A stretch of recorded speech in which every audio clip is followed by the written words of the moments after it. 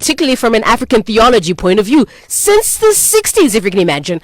And somewhat even today, it's still a subject that causes wildfires to really burn out. It is one of those situations and stories that is a classic in the Old Testament. And funny enough, when you look at the year 2023, vamwe vanoti kwai unenge usina kutendeuka kana uchizviita dzimwe kereke havatooni vachibhabhatidza nekupa vanhu ava zvinzvimbo. Others look at it and say it's such a pagan practice. But outside this framing, what is it that makes what we want to talk about today unacceptable for Christianity today? And then when you look at our African culture, this is something actually, especially back in the day, was well respected. It was something that we saw happening. We're talking this morning about polygamy. Now, the word polygamy in general is an umbrella term that is referring to a man having more than one wife. But actually, the correct term for a man having more than one wife is called polygyny. Polyandry applying to women who have more than one husband. As muno Africa, vanhu vedu vanhurume havadi kuzviwa zvokuti vanhukadzi vangaita varume vakawanda vachizvibvumira kwai vanochengera vanodi. So generally polygamy is what we use as the umbrella term. Even though, interestingly, there are some strong cultures in Africa that practice polyandry. Could you imagine that? So we want to understand really outside the clash between culture, faith, and religion. Is this really a fair place to be? Can we not find some sort of relationship linking between the right to culture, but also our faith, and find some sort of balancing act?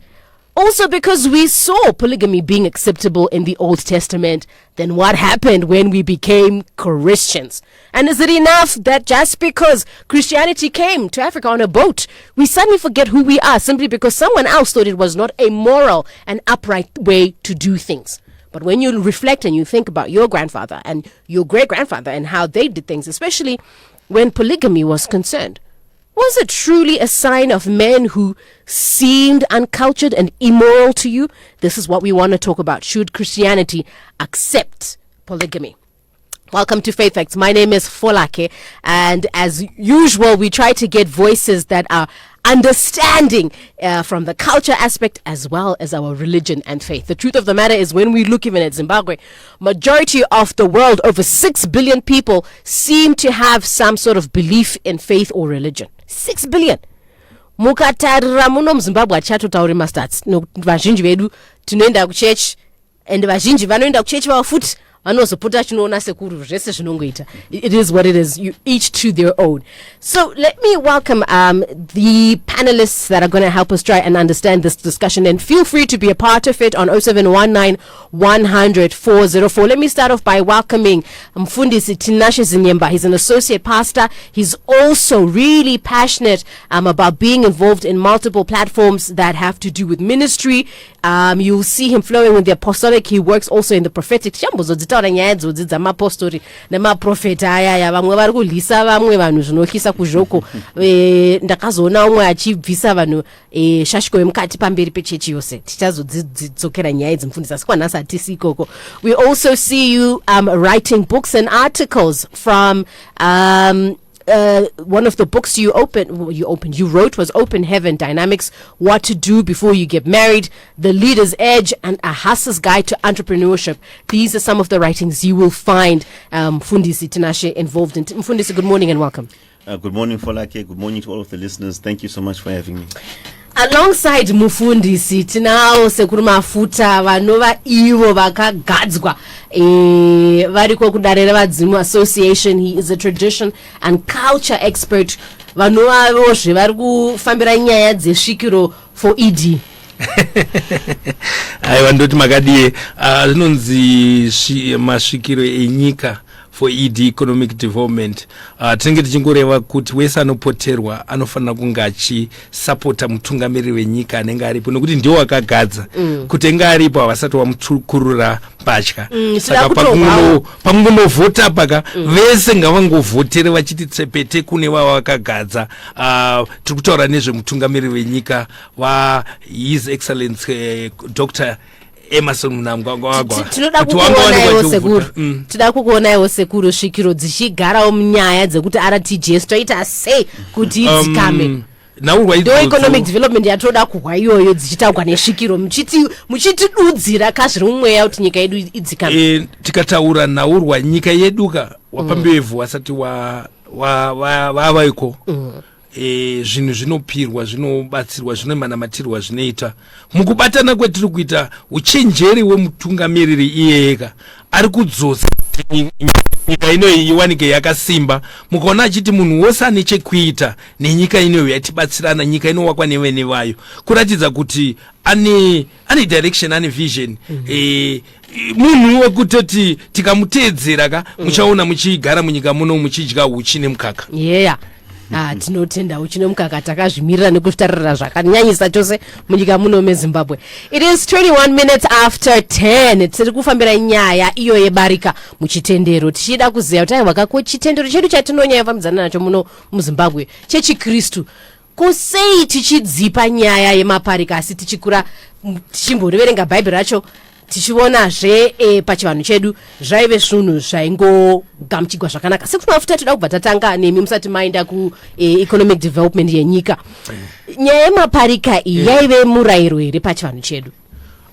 Tikinge tichitaura naurwa yemaparika yaisawa murayiro asi aitova magariro neraramo yacho. Tinotaura tichiti to be very very honest, hakuna murume asina barika kana achinzi murume chaichai kana pastor vatori negirlfriend wari padhuze neni kana kuti vane mukadzi kana vasina zvavo kana vasina zvavo pamwe wakaita sei ndiri kutofunga kuti ndoita sei kuti zvibalanse kuti nditsvage mukadzi wechitu nekuti dzimwe dzenguva wisdom isusu tinopuhwa nevadzimu saka ndakatomirira kuti wachandipa nekuti wakandiwimbisa kuti vanondipa mumwe mukadzi saka tiri kungotaura kuti naurwa yebarika zvandiri kutaura kuti zvinhu zvakadestroywa nevauyi vauyi vakauya vachidestroya asi havana kudestroya munjere dzedu ndosaka muchiona iko nezvi tikatarisa vana vari kuzvarwa small house kana ichitonzi small house zvakatotanga nevarungu nekuti wakatoziva kuti zvitoriko dai kwekusirina vangadai vasina kuunza imba izwire kuti small house ende ukanaonzo izwire kuti girlfriend mwana ngona ngari girlfriend asi anenge asati aiswa mumusha achingoitwa mumusha akutonzi mukadzi wangu kana muchirungu chacho vasina kuroora vakangoisa kuti hanzi ane magirlfriend but you can have kids with your boyfriend zvichireva kuti isusu pachiwanhu chedu tinoita kuti yaimba vazhinji vanofungidzira kuita barika it's all because you've got money but kune vakawanda vasina mari vane barika ndio barika dzisina kurongeka nekuti tikatarisa ndikaenda kumarondera izvozvo ndikasaenda mitisa mwana ndikabva ikoko ndikaenda kumasvingo ndikasaenda mitisa mwana vanhu ivovo kana vatoda atoti ndane madzimai angu mairi saka tiringoti dai vanhu varongeka zvabuda pachena musanyengedzwe nevafundisi nevamwe vechirungu ava vanoti unobva ndachatisa ubva kuti murume anofanira kugara nemukadzi mumwe chete asi iye mufundisi iyeye aine girlfriend aine umwe mukadzi kunzi mati kuva nebarika dzaive tsika nemagariro edu zvaireva kuti murume wese here aiva nemukadzi wechipiri zvaizikanwa kana kuti murume anenge akaita sei aitendegwa kana kuti aiona akakodzera kuti aite barika ndikati kare raiva riri raramo yedu munhu aitobvumidzwa nekuti taida kuti chikonzero chebarika nderekuti tiwe tinoita mhuri dzinofanira kuti dziwande tikudze rudzi saka mukukudza rudzi imomo ukaita madzimai ako mairi matatu zvichida unogona kutoita mwana 20-30 rudzi ratokura ende mwariwo futi zvaanoita ukaitawo futi vakadzi wakati wandei zvirova kuti responsibility inoti kurei mwari anokugoyerawo zvakati wandei nekuti anenge achiona kuti une zvaunofanira kunge uchiita asi ukenge usina kana kune vaya vanoda kuita mwana mumwe chete chaichaiye mwari anokupawo zvishoma nekuti unozoishandise chii mari yacho saka vanokupawo zvishoma asi kana ukenge wafamba mwari anokugoyerawo zvakawanda. Okay, all right. Mufundisi ndaona muchingosekera muri papapo kwai mune girlfriend ne something asi kungoti makanzi mufundisi saka atozvibvumi because pa radio offshore tomutaimira kutonga ndamutepa achitaura offshore anogona kubudisa pachena. Alright. Ndachida kubvunza mufundisi. Obviously, let me give you a chance to respond to that. Lest your wife is listening. Andina girlfriend and sandamboita girlfriend and I will not have a girlfriend in future. Ndine mukadzi one. Yes, and ndo mararami. No girlfriend yenyu. No girlfriend yangu. Okay, yeah, pakakosha ipapo kuti pagadziswe. Munozodzokera monza, munokupadaira sei paya. One wife, I am a one woman man. Okay, got you. So, Mfundisi, let's just have a quick look really at, if I can use the word loosely, features of an African marriage and also what feels like a Christian marriage, which probably has more European threads in it. In your opinion, what would the difference be? Okay, I think first and foremost, I need to just clarify this. I'm not a woman, so I can't speak on behalf of women because we're talking about one man and multiple women. But from my understanding, from a woman's perspective, Wakawanda is not like they advocate for polygamy, but one of those gamchira. Apana mkazi wanoziana zoti ininika ndoza nrugu ndaita mkazi woti 5 and you actually want your own husband and then unozo gamchira pamusaka pakuti ndozviripo. You understand? Outside of African, European, Christian, outside of that. Then, zvikatora marriage, toiti pane African marriage, pane European marriage, pane Christian marriage, tinge tapotsa.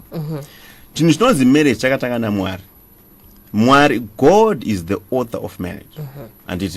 Vakasika marriage zvairi pachayo yakazvimiririra kuti marriage yako ive successful, do it God's way. Pane zvinhu zvekuti zvinozofamba hazvo but it might not be God's way. Isu totenda kuti Mwari ndo akatanga. In fact, Chikristu is not European. It's not European at all. Saka Mwari akatanga na Adam na Eve. Now, the purpose of marriage, there are a number of purposes of marriage. One of the purposes of marriage is to reveal God, the God nature. It is impossible for you to understand God if you look at a man alone. A woman has features of God in her. So Mwari vakasika munhu, murume, vakasika mukadzi. And these two being one, they reveal God. Okay. When we say marriage, the whether we're calling it a word or an event, what exactly do we mean when you say marriage came from God? Because pane zhira dzakasiyana dzekuti murume anowana mukadzi kuna namsengabere zvakangosiyana.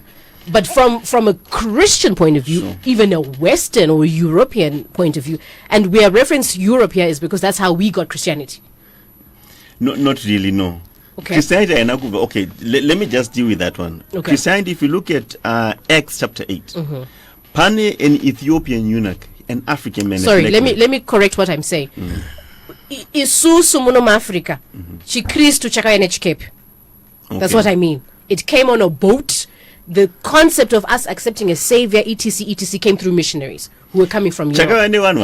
That's a lie. It's actually a lie. Europeans don't come. So maybe I can assist. Chikristu hachina kuya muAfrica nevarungu. Chakauya nevanhu vatema. Varungu commercialized the gospel. We cannot deny kuti vakapusha, yes, but some of them vakauya neBhaibheri kumeso mwashiro wakabata pfuti. We can't deny that. All right, let me rephrase it. Yes. Okay. For the purpose of our argument. Saka now coming to the issue yatutaura panapa yemarriage. Mandibvunza kuti what is marriage? Marriage is a covenant. Chinonzi covenant imhiko neudzamu, it's deeper than a contract. If we look at the Bible and we understand we are going to patch one paid, but not chinonzi covenant. A covenant has got 3 things. There is the blood of the covenant, there is the sign of the covenant, there is the vow of the covenant. But not Europa in terms of marriage. That's blood. Number 2, the sign of the covenant. European paunopfeka ring. Asika record antiki waenda kwatete mochinjana numbi anditi isign iyoyo. Poita vow. Paya panomira vanhu vachitaura kuti uyu ndiye munhu andi paunopedza kurora unotosumudza kuti ndeupi mukomana wako, musikana osumuka kuti uyu arapo. Mukomana unomuziva kutaura ikoko. O paunoenda kucourt kana kuti in our wedding kuri kuchurch paunoti I do in sickness and in health, that's a vow. Okay. Saka panoitika chinonzi covenant, there has to be the purpose of mfundisi is he is representing God. There has to be a priest that is there to make sure this cabinet zvandiri kutaura izvi zvinoita kunge zvinhu zvemumhepo, but if we understood the significance of marriage and did it right, taiona Mwari. Okay, all right. So sorry, before my pinda mafuta, let's go back to the issue of how Christianity came to Africa. Okay, let's put that to the side, because I can see this is going to become a whole debate which can derail us, and I accept that. So for purposes of this argument, let's can we agree and accept that what we are simply saying is between 1850 and maybe 1930, English law came in to invalidate our customary marriages, and one of the ways was to say polygamy was unacceptable. And we accepted it. I mean, for argument's sake, let's just agree. No, I agree. It was a deliberate plot to do away with African culture. All right. Yes. Okay, that's fine. So, tiri papo. Seguma after chipindira hei. Chekutanga nechida kutaura kuti nyangu zvazvo ndisingatendi mu Bible. But Bible rachoka tikatarisa polygamy zveibarika zvakagara zvirimo kutone omwe kingati ne 700 something women kureva kuti kutopfura zvaita vanhu muAfrica zvichireva kuti tikatarisawo futi izvozvo naurwa yetiri kutaura nezvayo inaurwa yekutamba nevanhu kurudzvisa kuti vanhu vasawande saka kuti munhu asawande vakaona kuti tikada kuti vanhu varamba vachiita barika vanhu vanowanda ende vanhu hatisiwadi atidi maAfricans kuti awande because toda kuacontrola chakauya kuzotora kana mukatarisa history chainototi Africa is reserve land for queen zvichireva kuti land ino inotonzwa nesa unofanira kutsva kufa ndosaka muchiona vari kuti maparika vachitaura zvakawanda nezvakawanda zvimwe zvisingakwanisi kuti hanzi munofanira kuita mwana umwe chete all those things zviri kuunzwa kuti hanzi tiite tiyeka ndezvekuti munhu mwana weAfrica awe anodzoka anzi dai maita vana vairi kana mumwe chete pakuita mwana iweyo kutodzosa nhamba yeAfrica. Okay, munowirirana here namufundisi barika retiri kutaura nezvaro tichitaura nenhaurwa dzebarika barika toda kutaura nachokwadi tisingaputse ukamwa vanhu wechechi vanoparidza zvokuti pawe nemukadzi mumwe chete nemurume mumwe chete because vari kuda vanhu. As let's talk about facts. Facts are very stubborn. Because when you talk about facts munyika metigere munomu tikatarisa imimi muri munhukadzi tikatarisa kuti vanhukadzi vakawanda zvakadii nekune nevarume you discover kuti last time zvakaitwa I think now it was 45 men against 55. Now I think it's about 40 men against 60 men. So when we discuss about that issue, when we discuss about that issue, you discover kuti automatically vakadzi vakawandisisa. No matter how you would worship God, if you are a Christian kuti ndirorwe imo muchechi menyu kana munyika macho mine varume 10 imi muri 20 even ukafasta zvinenge kana 10 vaya vatotorwa masara muri 10 pasina murumeka you are still waiting kuti ava kana vazozvara ndozororwawo ende unenge uchichembera. So sorry, just hold that thought. I'm just amuse us Mfundisi, how do you respond to this thought? Right. Let's just say muchechi menyu, because I also don't necessarily agree on the population ratio, but muri muchechi menyu Joshua muchiona kuti unhu kana mundunhu, let's not even murikuona kuti varume vakandodarika vanhukadzi. Right. Zvazvinoita chekutanga the correct statistic is 53 to 47. Then ndo yandinoziva kana 52 point something to 47 point something. Right. Panoda wisdom ipapo ndo chokwadi chiripo.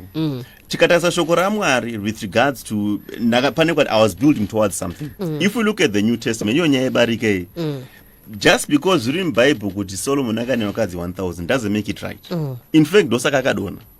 Anditi totarisa mushoko raMwari rinotaura iro pachiri in the New Testament kuti murume akwanise kutungamirira muchechi akwanise kubata basa raMwari chaizvo haakwanisi kuti vakadzi vakawanda. Okay, hold that thought Mfundisi, hold that thought. We're coming to that. Ndada kubvunza sekuru mafuta kuti Mfundisi vapatsanura ivo zvinoita kuti vanhu vanzi vawanane vakati there's the blood, the vow, and the symbol, yes. Those three things. Munowirirana nazvo here izvozvo kuti pachivanhu tichiti kana vanhu vawanana kana kuti waroora kana kuti waroorwa tinenge chiti kudi ichi chinofanira kuonekwa kuti vanhu varoora ava vati kwai panofanira pane mupristi kwenyu pachivanhu kana kuti pachivanhu chedu, what makes somebody married? Kana munhu achinge anzi arorwa panobviswa rutsambo, vamwe anoti rugaba, obviswa mafukidza dumbu, kungoti rora yese pachiwanhu inenge chinzi munhu arora. Ende kana munhu arorwa pane paine vanhu, zvichireva kuti kana tichiita barika munhu akarora, tataura kuti isusu hongu vanhu avairi ukatanga kuroraka vakuwirira nemudzimai wako kana wakutsvaga mumwe mukadzi munototaura naadzimai kuti auda mumwe mukadzi. Saka zvichireva kuti zvinhu zvakafanana makamboenda musango muno muti unonzi muchakata kana miti. Muchakata ukashuta panapa unogona kubudisa dzimwe midzi inotanga kuita mimwe miti. Saka unoitema here musango kuti just because yabva pane imwe midzi, kana kuti unosiya kuti sango rikure. Saka saizvozvo kana uchinzi musha, hazvingorevi kuti musha maakutoti aiwa wakwana. Zvinoreva kuti pane dambudziko hongu. Tiri kureva kuti vanhu pane zvino kana iwe falakinika kuti ndakuisa pabarika unogona kuramba nekuti dzidziso yawo kadzidziswa ndeyekuti one man one wife, which is a wrong education. Tiri kudzidziswa wrong education. That is the reason kana even zviri kudzidziswa even muchikoro mukona kune zvitakutodzoka kuti tidzidzise kuti president wedu watouya nenhaurirwa yekuti ngatidzidzise kumanufacture tiite value addition. Taingodzidziswa kuti tinongotora pazvakagumira isusu toika. Saka pane zvimwe zvinhu zvikinge zvichiitwa kuti paradza. And at the end of the day murume paisumudza barika sekuru, unyange murume angasina chinhu aitendegwa here kuita barika? Kushaya hapana kunzi murume anonzi tikatedzera chiwanhu chedu hakuna munhu anoshaya. Alright, let me rephrase that. Wakatarira kuti murume uyu kuda ane munda wake wanorima asikamunda kachika doko uri ngobudisa mabagwe mashoma asi arida kuti ndoda kuti vakadzi vatatu, asi muchiona kuti munda wake uyu hausi kugona ari oga kuchengeta mukadzi 1 kana kuti ari oga kuzoti kana vava vatanhatu nevana vavo zvinobuda here. Murume akadai aitendegwa here kana kuti aikurudzirwa here pachivanhu kuti aite barika? Chokutanga hakuna zvaiwanika zvakadaro nokuti vanhu vaitodzidziswa kubvira ndosaka maiona paiwa paine choto chevarume, paine kudare wakomana vaitodzidziswa kuti imba inobatwa sei ndezvipi zvounoita. Ende mukurima kwacho munhu airima ari ega. Paita zvemajangano zvokuti nhasi tiri kuenda kumunhu zvenhimbe, nhasi tiri kuenda kumunda kwanhingi, nhasi toenda kumunda kwanhingi. Saka anogona kurima ruzivo raitenderera. Saka hapana pataizomboti isusuka tiri kusvika pekuti panoti munhu anoshaya. Zvasiyana nekwekuti unobva wanzi kana ukaenda kune zvimwe zvitendero zvisiri zvedu. Tiri kuona vana mai nana baba vasasachengetwi mudzimba kumisha uko, wachinzi mwana akuenda kuchitendero, zvino chitendero chavo nezvavanoita hazvitenderi. Saka vabereki vakunigiretwa because of these religions dzinouya dzakafanana nedzevakuru vari panapa. Yeah, you know what, I think tiri kusanganisa nyaya panapa. Anditi pese pane munhu apashayikwe musikanzwa unoitika. And because munhu by nature uchaita musikanzwa uchanetsana nevanhu uchaita sei, dzimwe nguva you have a weakness yaunayo. Simply because une weakness, anditi to accommodate weakness yako hazviro zvakanaka. Vakawanda vari kupinda mubarika ka haisi nyaya yekuti ndo chirudzi chedu ruchiva, that's it. Ukaona nyango ari mukadzi iwo mastatistics angachitaura, let's say muchechi namataura kuti 1:2 anditi ka musikana anenge autaura kuti makore like 1:5 1:5 let's say ari kuona kuti makore angu ari kufamba ndoda kudai so obva kuti rega ndipinde pana baba. Hakusi kuti rudo, hakusi kuti ndo chivanhu chedu ruchiva, it's a weakness iripo in society. Anditi isusu we must now try to understand what is the right way of doing things. Anditi taziva the right way takuti alright imimi mauya kuchechi matendoka nhasi mune vakadzi 4 mune vakadzi 5, we deal with the situation case by case. We are talking here about nyaya yebarika, the real case situation on the ground. Vakakurira mabarika vakawanda, there are challenges that are there. There are many challenges. It's not easy for one man to love 4 or 5 women equally. Anditika these are the challenges that begin to come. I disagree. Saka ngatidzokere kuti Kristu. But is he supposed to love them equally? Pa equally apa manje kandopa ndiri kutaura kuti I'm not a woman. I can't speak on behalf of women. But all I'm trying to point out is kuti pana mnde yekuti ngatisasanganise nyaya. Yes, muculture zvanga zviripo. Yes, pari zvino zviri kuitika. Now, simply because it's happening doesn't mean kuti akubva ngazviitwe. Isu da kudzokera panyaya yekutanga pandataura ndikati chinhu chinonzi marriage chinhu chaMwari. What is the idea behind marriage? What is according to you, what is the idea? The desire for a man in a woman, the desire for a woman in a man is God given, it's not ungodly. Auya munaurwa yakanaka. Okay. Auya munaurwa yakanaka ka. Zvanoti Mwari masikira akaita. Mwari akatoona kuti munhurume akwani pamunhukadzi wani. Ndosaka even muscientifically unotonzwa kunzi for a man not to have cancer anofana anofana kuinda pabonde more than 21 times a month. Prostate cancer, I think it's on, but okay. 21 times a month. Okay. And wari mudzimba madzimai kana variko hakuna mudzimai angade kuenda pabonde 21 times. Maybe pa wiki chaipoka. Let me tell you. Pa wiki ka mukadzi chaichai anogona kuenda kana kairi kana katatu. So make us understand. Which makes kuti murumega even akaita barika. Make us understand what exactly was the purpose of polygamy. But what was the purpose? Was it just about men feeling pity for women saying, what was the purpose? The purpose number one, taida kukudza dzinza. Number 2, kuti murume agara achifara haaguti pamukadzi umwe chete. Saka, you're saying polygamy is purely for the purposes of man's satisfaction? Both satisfaction. Because mukadzi kana murume asingaguti kana wagumanikidzwa ndosaka muchiona iko nezvawakukombinana vachitanzi mukadzi murume akada kubata mukadzi achita hadi anotindira ndarepwa. Because why? Because anotoziva kuti inini ndinokurumidza kuneta. Saka anofana kuwana mubatsiri anomubatsira nekuti iwe uchikurumidza kuneta ka dai pasina vakadzi vese vari kucheka ko vane vanhukadzi vanotendegwa kuti varume vakawanda, what then would be the reason then?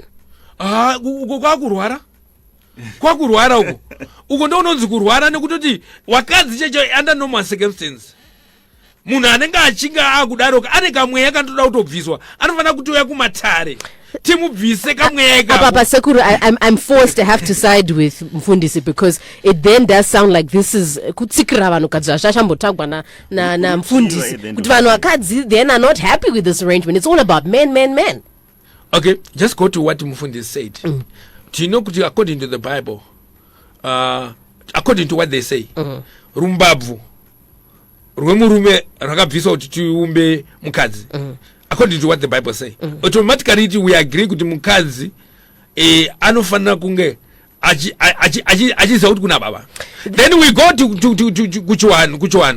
kuchiwanu iwewe kana ndatokuroora, you leave your house and come to my house. That's understood.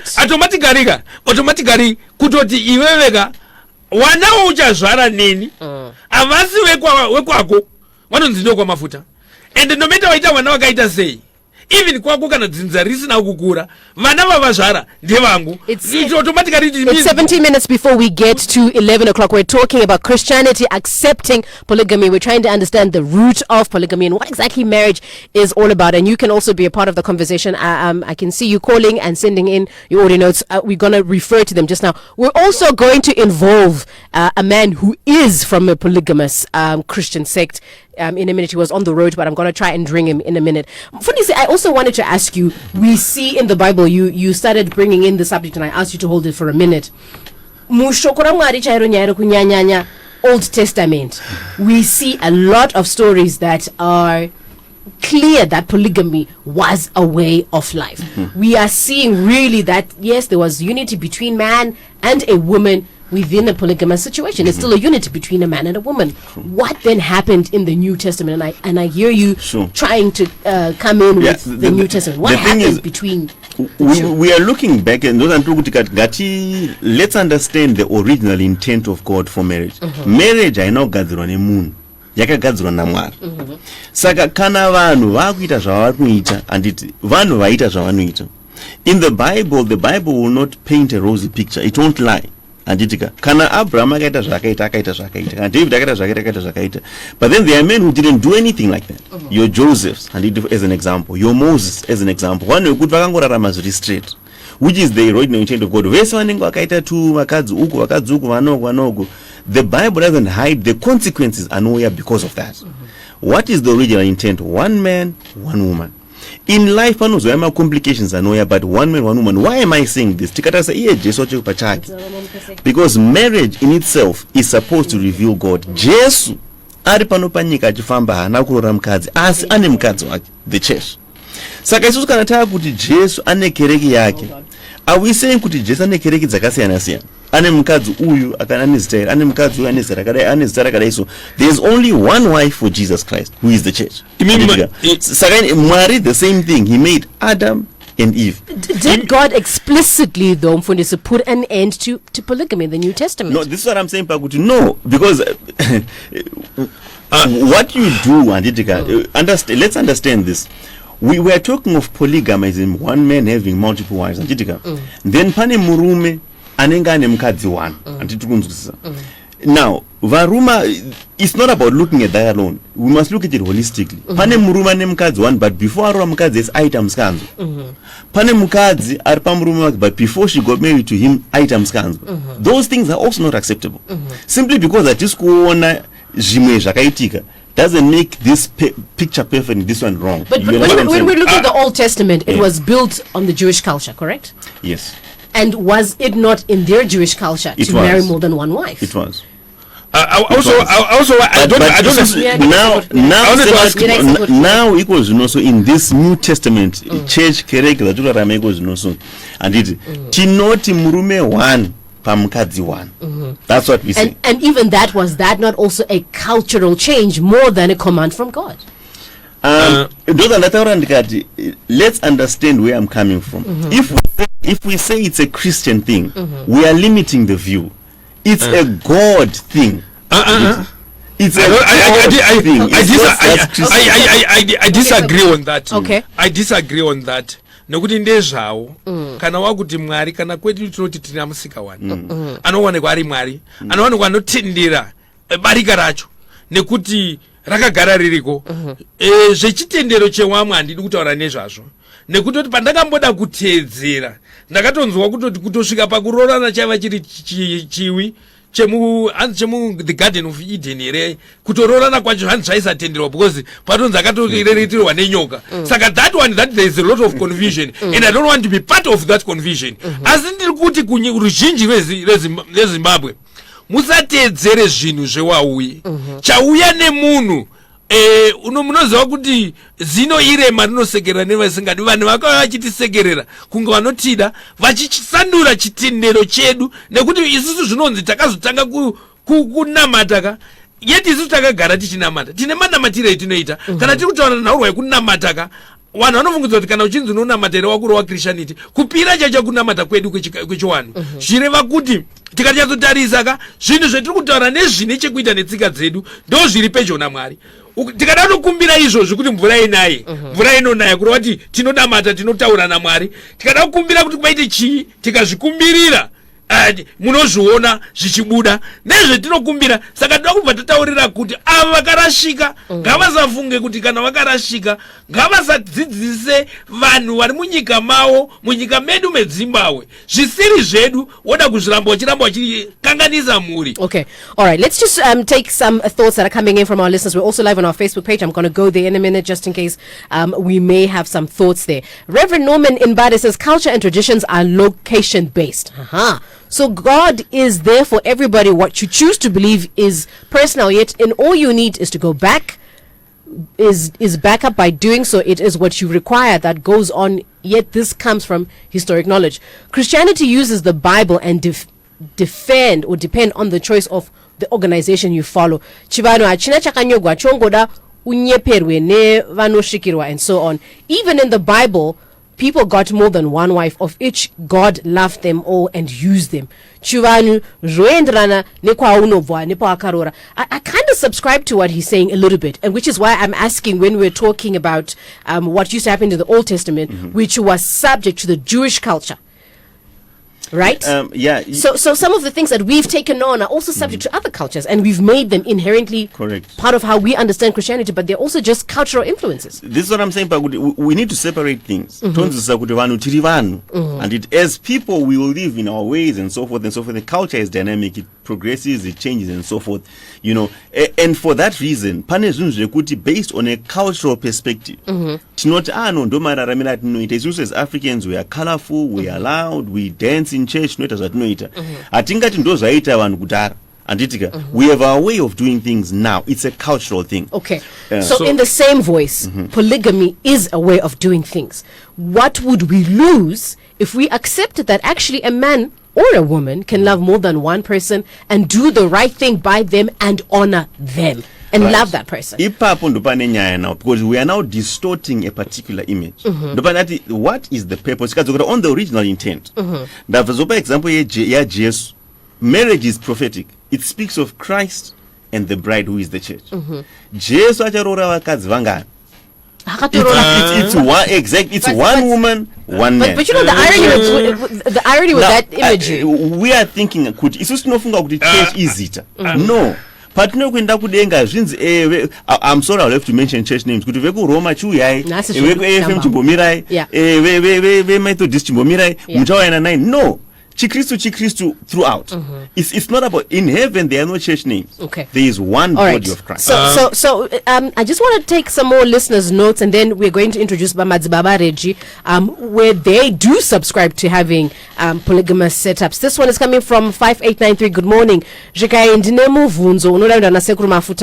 Let's hear what you have to say. Hello. But ine nangu pandakariverenga hangu bhaibheri vakairita barika vakaitawo, but kupera kwavo vazhinji vacho vakanga vangori nematambudziko, saka rine zvarakangonakirawo, rine zvizhinji zvararakaipira. Tozvichizoya kuna ivo sekuru koenda vasina barika, iyo vachida barika, vachikurudzira vamwe varume kuti vaite barika yavasina. Ngavatipinduroka kuti murau wavo uri kuvaita urambidza sei, iyo varivo vanofanira kuzviita. Chekutanga ndichatanga nekwavatangira. Wati wakaita medzisiro yacho inga kashata. Medzisiro kushata kwayo kune vamwe vasina barika mubhaibheri imomo vane medzisiro dzakashata. Nhaurwa dzebarika ndataura kuti barika, I'm still very young. Makore angu ukatoanzwa unogona kufungidza kuti ndakurisisa chaizvo. And in our culture, munhu aitonzi munhu anobata matare aitotanga kuroora kuma 30-40. In I'm only 47. Which is very soon I'll be having a barika. And midzimu yangu yakatotendera, and I'm still negotiating with my wife, and my wife achatodzidziswa ari mubishi kudzidziswa so that you anonditsvagira mudzimai kana vanatezvara vatori bishi kunditsvagira mudzimai so that I also get the second wife. Okay. According to the culture. Okay, Liberty comes through on our Facebook and says, I support Pastor Tinashe. The polygamy was not so from the beginning. It was man's doing and culture that resulted in polygamy. Even Matthew 19 verse 8 says divorce happens, but it was not so from the beginning. It happened because of man's hardness of man's heart. What is the definition of the beginning, I wonder? But ngatimbounzai madzibaba makadini tinotenda nekuteerera muriko kwa I hope ndebvu dzenyu hadzina kunyanya kureba makamirira kuti muwane mukana wekutaura. Kwazai makadini andina ndanga ndichipotsana nevamwe mashoko asi ndichangotaurawo pashoma pandanzwisisa. Alright. Isusu toda kutanga nokunzwa kuti kwenyu nyaya yebarika imunoiona vose. Isusu kwedu tinotenda kuti barika isarudzo yako munhu, kuti iwewe kana uriwo wazvitendera une zvikonzero nemhaka zvakupa kuti uonekwe uchipinda mubarika. Saka hatiti barika rakaipa, barika bozi ari kuita barika rachona ane chikonzero chake, nokuti tinotenda kuti zvinhu zvatinowirirana panyama tiri panyika. Saka kana takuzoenda kuna Mwari tinoenda takaudzana zvatakawirirana isusu panyika kuti ndo zvatakuita, ndo zvatinonotenderwa. Nokuti tinotenda kuti mitemo kana kuti mirawo yese inozoiswa panyika yakatenderwa nevanhu, vatenderana. Saka tinoti chasungwa pano pasi ndo chasungwa nekudenga. Saka ndo patinoti wakauya kuzonamata hatingamise munhu kunamata nokuti ane barika, akauya kuzonamata ane barika rake tinomugamuchira. Okay, ko akazotanga barika ava pakereke penyu ane chikonzero, saka akutizivisa chikonzero chake. Isusu sesangano sechechi nevadare togara pasi, munhu otenderwa nechikonzero chake kuti aende mberi. Okay, all right. Panyaya yebarika iyi dambudziko randinoona mufundisi nevamwe vangaita ndere kufunga kuti, and I'm not saying it's right or wrong, toda kubetsera kuti huise kuti barika racho rombotanga sei, nokuti kana watova nemukadzi wako wekutanga madzibaba reji unozosvika pakupfimba umwe munhu sei, haisiri ari kunzi girlfriend here, ari kunzi small house, ari kunzi side chick, ari kutaurwa uyu here, zvinotanga sei kuti munhu azova nebarika zvine kakuremekedza? Nhau yebarika yakagara iripo kubva makare namakare, kubva even kune vanoteedza mashoko achona iwayo mabhaibheri. Saka zvese izvozvo zvakagara zviriko, saka icho hatigoni kuzozvimisa nhasi nekuti munhu isarudzo, because imwe nhau yebarika inotobva inototeera kubudikidza nerudzi. Umwe zvakatotangira kuna baba wake nanasekuru wake, saka zvinototendera kuti naiye wanofanira kuti atozodaro because ndezvemumusha mavo.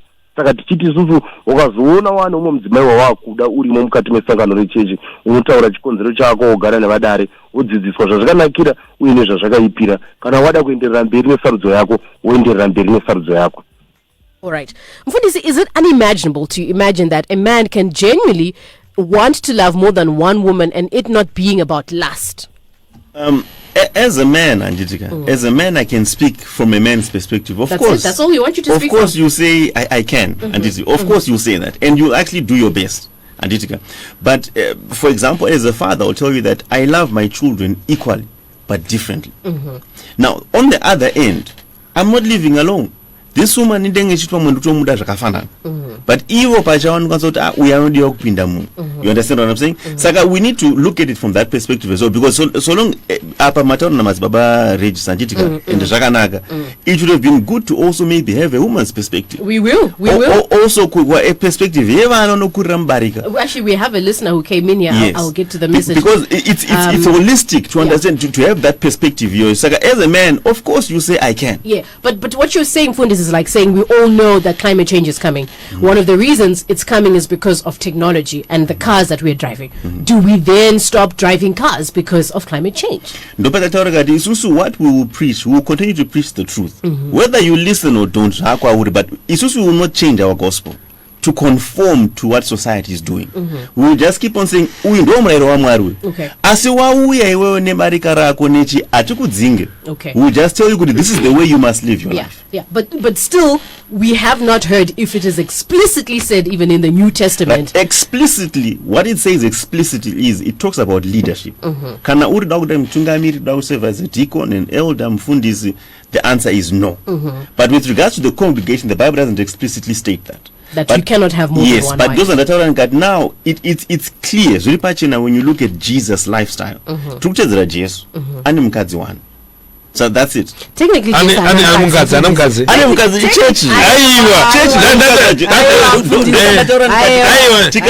me be very honest. We missed the point. What is the marriage?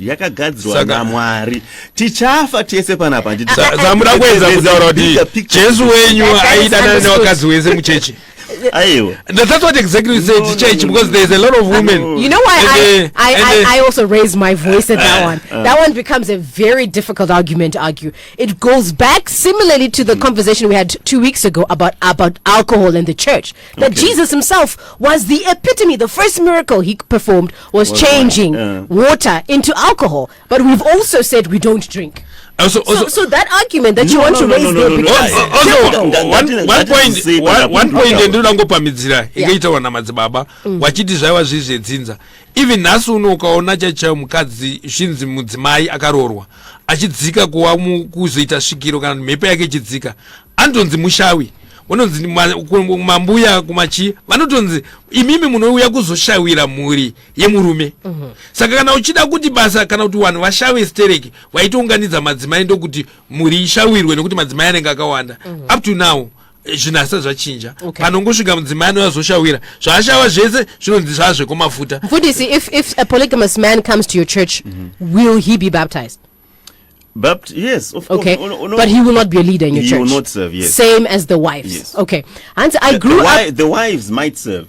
It's talking about because murume ndiye aita zvaita. Yes. Okay. But that apa pakuda wisdom, we need now clearly define my lines. Okay. Tona kuti zvakafamba sei mafambiro anotagwara racho. Okay. Yes. And I grew up in a polygamous family. It divides children, and sometimes it also creates enmity between the father and the children, especially wekumba yikwahosi. Interesting and provoking. My understanding is that the author of Marriage, based on 3 pillars: monogamy, permanent, and hetero. Anything else outside that is not marriage per plan. See, if you think Kuti, before they came, we had Sikavani, and polygamy was the order of the day. It was frowned upon. I'm against polygamy, but honestly, we need to think about the missionaries who changed a lot about our beliefs and culture, and that's it. I think that is the crux of this discussion. What we have accepted in our culture changed by other people, and we've taken it as our own without full understanding and appreciation of what they brought in.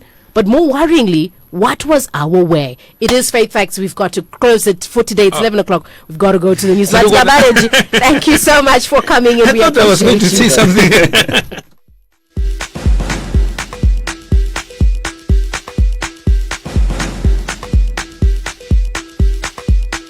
This is Zimbabwe's Radio Broadcasting News. Good morning, I'm President Emerson Mnangagwa is